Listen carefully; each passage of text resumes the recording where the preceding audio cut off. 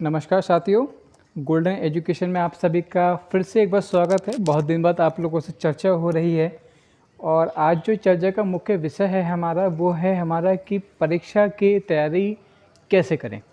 बहुत छोटा सा टॉपिक है और बहुत छोटी सी बात है, आप सभी जानते हैं, लेकिन अभी कोविड के वजह से काफ़ी सारे एग्ज़ाम्स हमारे पोस्टपोन्ड हुए हैं और ये अभी नहीं हुए हैं, लगभग 1 साल से लगभग तक ये सब चीज़ें चली ही रही हैं।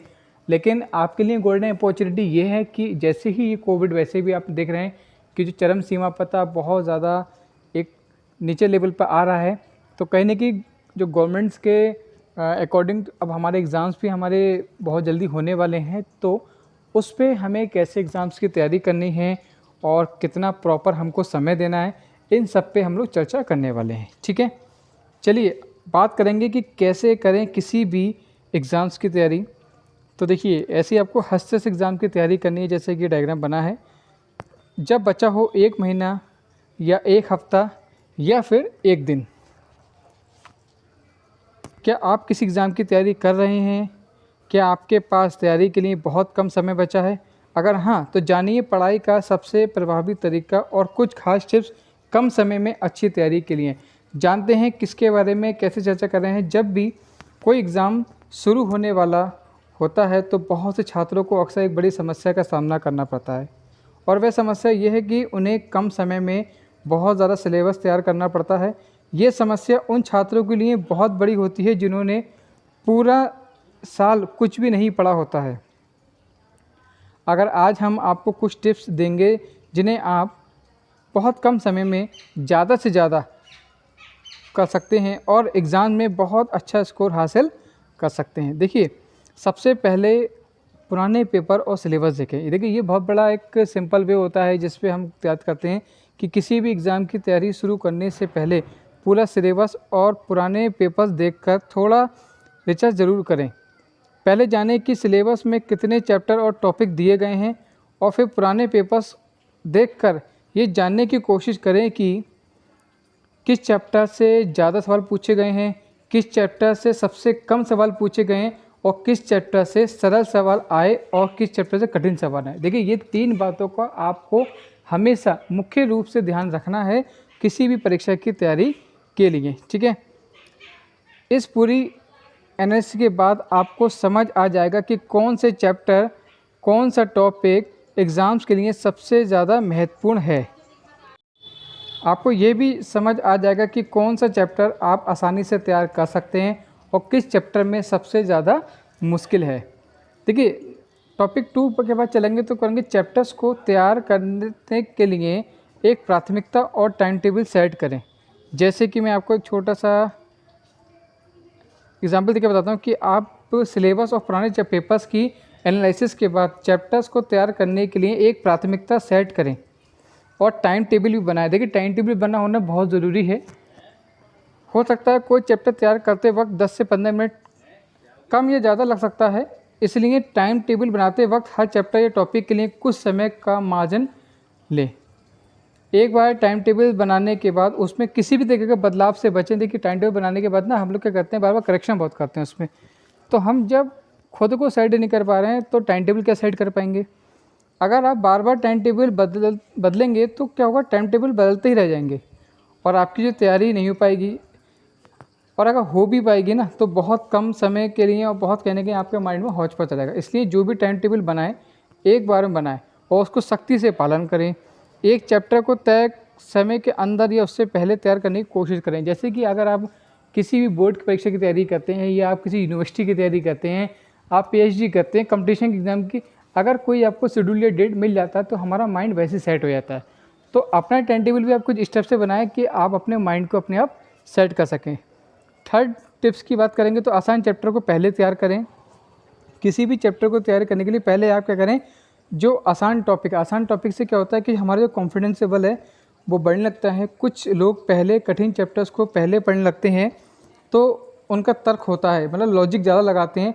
वो आसान चैप्टर में ज़्यादा कुछ करना नहीं होता, उसके बाद आसानी से पढ़ा जा सकता है। बहुत बार ऐसा होता है कि लोग कठिन चैप्टर में ही फंसे रह जाते हैं और उन चैप्टर में बहुत ज़्यादा समय ले लेते हैं। इस चक्कर में आसान चैप्टर भी रह जाते हैं। तो कोशिश कीजिए कि हमेशा शुरुआत छोटे से कीजिए, सरल से कीजिए, ताकि आपका कॉन्फिडेंस लेवल अच्छा सा बना रहे। ठीक है, नेक्स्ट बात करते हैं पॉइंट्स बनाकर पढ़ें। देखिए, पॉइंट्स बनाकर आप जरूर पढ़ें किसी भी चीज़ को, किससे आपको याद रहेगा कि आपको किस टाइप से कैसे उसको मैनेज करना है, और आपको रिवीजन करने में बहुत आसानी रहती है। ठीक है, और टाइम टेबल जो मैंने आपको बताया था थोड़ा सा यहाँ खिसक गया, तो उसको आप ध्यान रखें। इस टाइप से अगर आप बना लेते हैं तो आपको कहीं ना कहीं एक आपको याद रहेगा। और कोशिश कीजिए कि कुछ घंटों का समय बचा हो अगर एग्ज़ाम में, तो सब्जेक्टिव प्रश्नों के उत्तर देते समय अगर आपको महत्वपूर्ण पॉइंट्स याद होंगे तो आपको आसानी से बड़ा उत्तर दे सकते हैं। इसलिए प्रश्नों के उत्तर को हमेशा पॉइंट्स बनाकर पढ़ना और याद करना चाहिए। जैसे कि हम कहते हैं कि खुद का लॉजिक, जैसे कि आप फ्लो चार्ट बना लीजिए या बार चार्ट बना लीजिए, जो भी आपको कंफर्टेबल लगे आप उसको पॉइंट्स के अकॉर्डिंग आप उसको इंडिकेट कीजिए, क्योंकि पॉइंट से, हेडिंग से हमें पूरे पूरे क्वेश्चंस को लिखने में बिल्कुल भी दिक्कत नहीं होती है। ठीक है, किस चीज़ की ज़रूरत हो सिर्फ उसी का साथ रखें।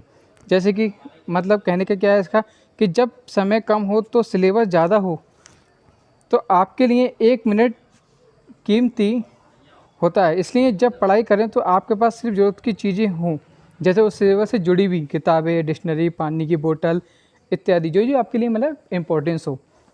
उस चीज़ को साथ में रखें जिससे आप पढ़ाई में ध्यान केंद्रित ना कर पाएँ। यदि आपकी पढ़ाई के लिए लैपटॉप ज़रूरी ना हो तो उसका प्रयोग ना करें। अगर इंटरनेट की बहुत ज़्यादा ज़रूरत हो तो स्मार्टफोन साथ रखें, उसके अलावा उसको इस्तेमाल जहाँ तक हो उससे बचें। जितना आप इन गैजेट चीज़ों से आप बचने की कोशिश करेंगे तो कहीं ना कहीं आप कंसल्टेंट आपका रहता है। ठीक है, and next and last topic की हम बात करें, टिप्स की बात करते हैं कि पढ़ाई के बीच ज़्यादा ब्रेक ना लें, और अगर बोर हो रहे हो तो ग्रुप स्टडी कर सकते हैं। लेकिन ग्रुप भी आपका ऐसा होना चाहिए जो आपके अकॉर्डिंग कह सकते हैं कि आपसे मैच कर सके उनके विचार को।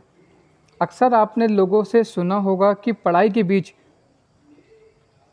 एक गैप जरूर लेने चाहिए। ये बात तभी तक सही है जब तक आपके पास बहुत ज़्यादा हो, समय बहुत ज़्यादा हो और सिलेबस बहुत कम हो।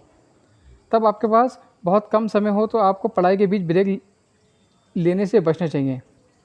अगर आप पढ़ाई के बीच में बार बार ब्रेक लेंगे तो आपकी जो एक यूनिटी है ना, एकाग्रता है, वो क्या भंग हो जाएगी। एक चैप्टर पढ़ते बोर हो जाते हैं तो आपको ब्रेक लेने का मन कर रहा है तो थोड़ी देर के लिए दूसरे सब्जेक्ट या फिर कोई टॉपिक पढ़ लीजिए जो आपको थोड़ा सा चेंजेस कर सके, मूड फ्रेश कर सके आपका। आप चाहें तो कंबाइंड या ग्रुप स्टडी भी कर सकते हैं, जहाँ पर यहाँ पे ध्यान देने की बात यह है कि कंबाइंड या ग्रुप स्टडी शुरू करने से पहले आपके पास पूरा प्लान होना चाहिए कि आपको पढ़ना क्या है, डिस्कस किस बात पे करना है। ये नहीं कि आप आ गए और आपने हौच-पच बातें करी, इधर उधर की बातें करी और आप वहाँ से निकल गए, तो जो समय था आपका कीमती वो भी ख़राब हो गया। तो प्लान बनाकर कंबाइंड या ग्रुप स्टडी करने पे ज़्यादा फ़ायदा है। एंड मेन बात जो आपके लिए है वो है भरपूर नींद और उचित आहार लें। ये बहुत ज़्यादा ज़रूरी है। अक्सर बच्चे पढ़ने बैठते हैं तो बस सोचते हैं 24 घंटे में 19 घंटे पढ़ें, 5 घंटे में अपना खाना, नहा धोना सब कुछ करना है, तो भाई प्रॉपर नींद लेना बहुत ज़रूरी है। और बीच बीच में अच्छा और फिट खाना खाना चाहिए। ये भी नहीं इकट्ठा खाना खा लिया तो नींद आ रही है, ऐसा भी नहीं है, और इतना कम भी नहीं खाया कि नींद ही नहीं आ रही है। तो अपने आप को बैलेंस बना के रखें। जब आप कम समय में पढ़ाई करते हैं तो आपके मस्तिष्क पर ज़्यादा दबाव पड़ता है, इसलिए इस समय आपको भरपूर नींद लेनी चाहिए जिससे आपकी एकाग्रता क्षमता पर कोई प्रभाव ना पड़े। इस समय आपको बैलेंस डाइट लेनी चाहिए और आपको मैदे बने खाने से बचना चाहिए। ठीक है, अब ये नहीं कि मन हो रहा है भटूरे खा लें, कि मतलब मैदे से चीज़ें क्या होता है ना कि हमारे कहीं ना कहीं डाइजेशन हमारा ख़राब करते हैं, आलस से बढ़ता है, और कहीं ना कहीं मतलब हमारी जो मस्तिष्क की जो कार्य क्षमता क्या होती है घटती है। इसलिए नींद के साथ साथ अपने हेल्थ का और हेल्थ में क्या खाना है ये आपको अच्छे से मालूम होना चाहिए कि हमारे बॉडी के लिए और हमारी एजुकेशन को हम बैलेंस बनाने के लिए किस चीज़ की आवश्यकता है, किस चीज़ की आवश्यकता नहीं है। Thank you so much watching this video. ऐसी वीडियो आपके लिए और लेके आते रहेंगे, और साथ में हमारे जो कंपटीशन लेवल की जो तैयारी चल रही है हम कोशिश करेंगे उसको कंटिन्यू बनाने की। Thank you so much. Golden education channel को लाइक और सब्सक्राइब करना बिल्कुल ना भूलिएगा। धन्यवाद।